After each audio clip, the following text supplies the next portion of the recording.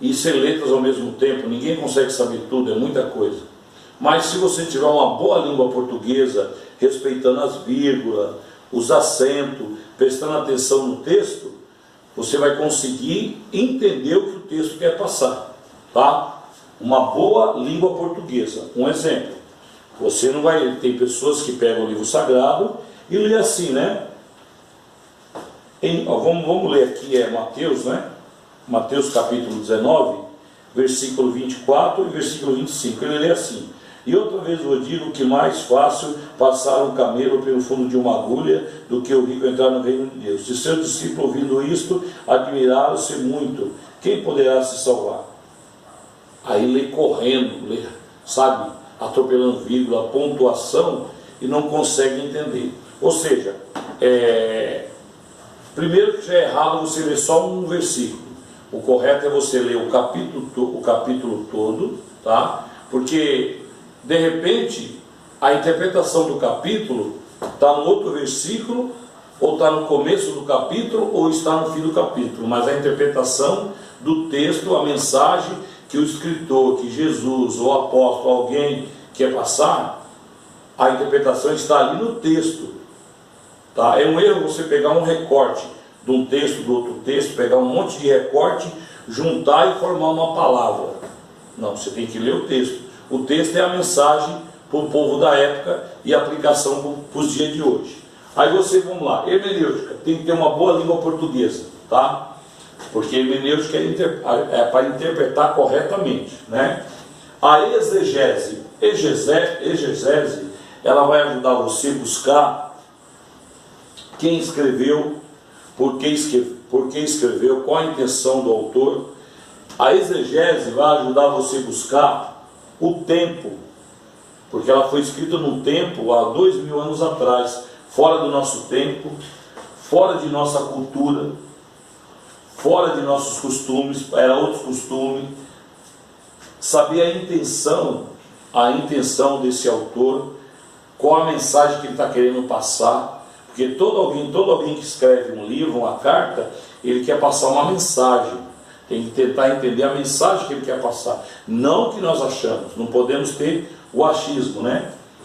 Saber as leis da época, os costumes, quem governava, para você ter assim algo para você possa descobrir o segredo, né?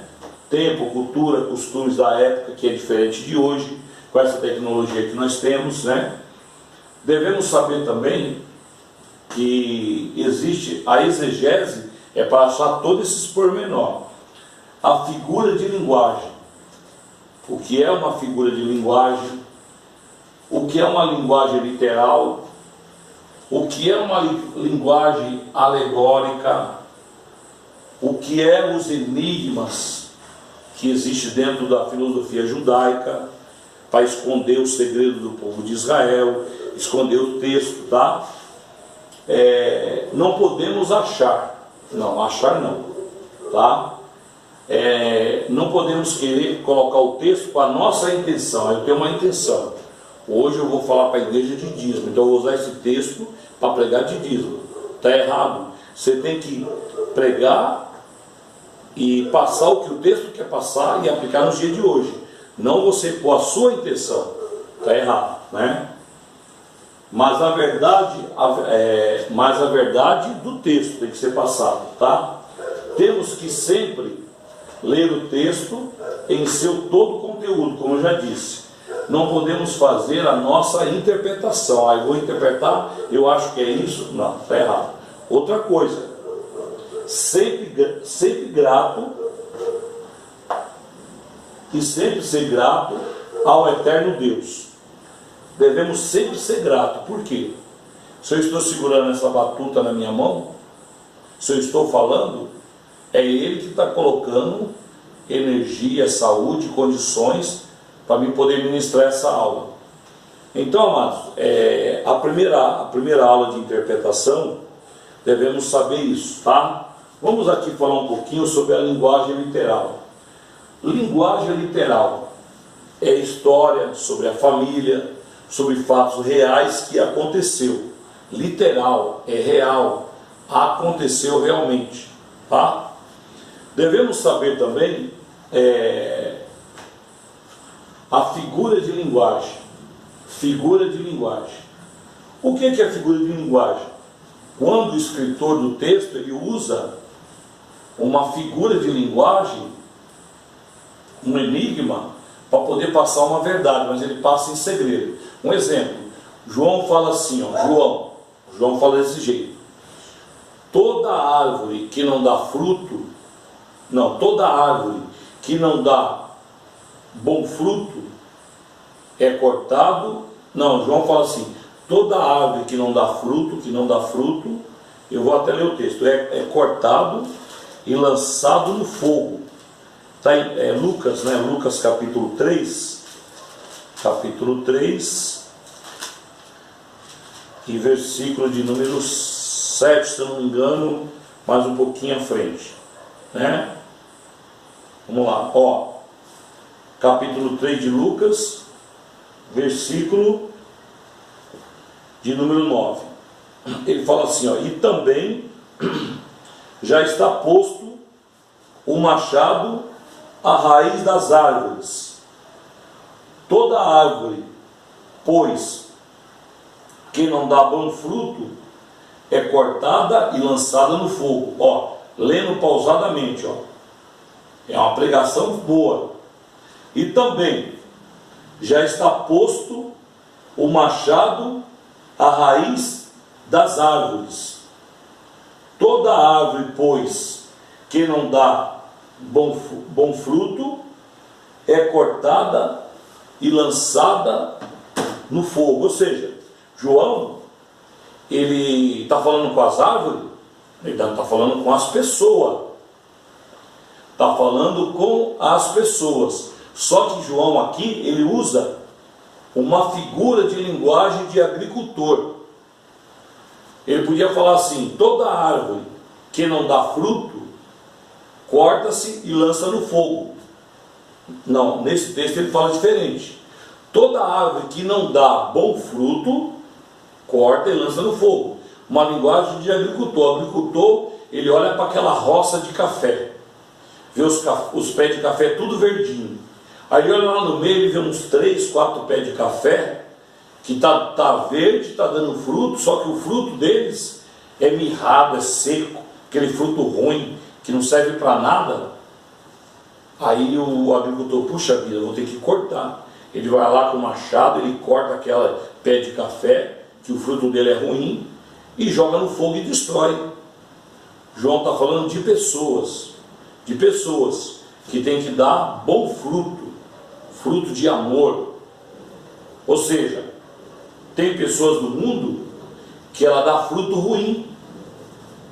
Ela assalta, ela rouba, ela usa droga, prejudica o próximo, faz fofoca. Pessoas ruins, mentirosas, né? Ela dá fruto, só que o fruto dela é ruim, não é um fruto bom. Já tem outras árvores, outras pessoas que ela tem um fruto de ajudar o próximo, de amor, sabe? São frutos bons, produzir frutos dignos, né? Outro dia nós vamos falar um pouquinho da interpretação desse texto. Então, assim, João aqui ele usa uma figura de linguagem, usou árvore para falar de pessoas, tá? Usou árvore para falar de pessoas, né? Uma figura, uma linguagem figurada, tá? Vamos ficar nessa figura de linguagem hoje, e logo mais nós vamos falar da linguagem alegórica e literal. É que aqui, rapaz, faz um calor aqui muito imenso, aqui não entra um pouco ar aqui nessa sala de aula, então às vezes esquenta assim, dá até uma alergia. Então, é isso aí, tá? Para não estender muito o vídeo, você precisa ler a Bíblia, ou a história, ou qualquer outro livro. Você precisa respeitar a pontuação, as vírgulas, olhar os costumes da época, tá? A figura de linguagem, ela é muito importante. E outro dia, a próxima aula, nós vamos falar só sobre figura de linguagem, tá?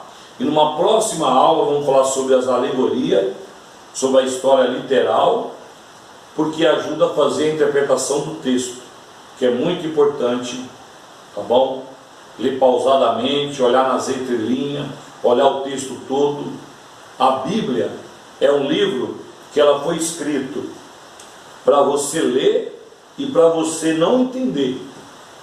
Os rabinos, quando escrevem o Gênesis, o Pentateuco, eles escrevem em código secreto, provérbios e enigmas, salmos, que é para você ler e para você não entender. Não foi lido a claro assim, para você ler e já enxergar, não. Você vai ter que fazer uma pesquisa com a ajuda do eterno Deus, porque só Deus te dá saúde para você trabalhar, levantar cedo e dessa energia, dessa inteligência para você poder interpretar a palavra corretamente. Infelizmente, tem pessoas que pegam o texto e saem fazendo de qualquer jeito, e precisa de uma boa interpretação, de uma ferramenta, como foi dito aqui, tá bom? Sempre grato a Deus, e toda vez que pegar um capítulo, procura ler ele todo, para você entender a mensagem, tá? Na próxima aula, nós vamos estar voltando aqui, falando sobre essas figuras de linguagem. Só para encerrar aqui, eu vou deixar aqui para onde nós estávamos aqui, em Mateus, né? Mateus capítulo 19. Mateus capítulo 19, vou fazer a interpretação desse texto aqui. Mateus capítulo 19, tá? Capítulo 19, versículo 24 e 25, né? Diz assim o texto: e outra vez Jesus dizendo, o mestre Jesus dizendo, e outra vez vos digo, que é mais fácil passar um camelo pelo fundo de uma agulha, do que um rico entrar no reino de Deus. Os seus discípulos, ouvindo isso, admiraram-se muito, dizendo: quem poderá se salvar? Aí, dentro desse versículo, Jesus ele já dá a resposta em seguida. Quando Jesus fala assim, é mais fácil um camelo passar pelo fundo da agulha do que o rico entrar no reino de Deus, ele está falando, ele está usando uma linguagem literal e usando o costume da época, como se fosse hoje. É mais fácil a galinha nascer dente do que o Palmeiras ser campeão. Brincadeira, gente, peraí.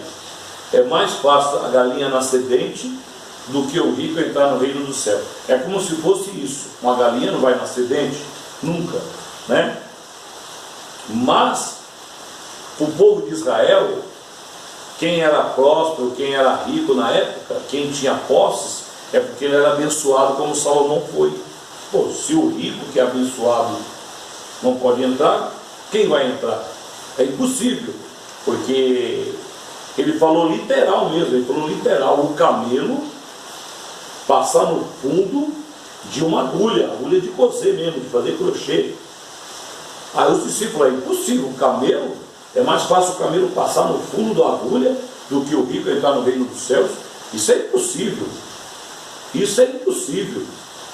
Aí Jesus, em seguida, na conversa, conversando com ele, porque o assunto está aqui, não está em outro texto, é nesse texto que está a resposta.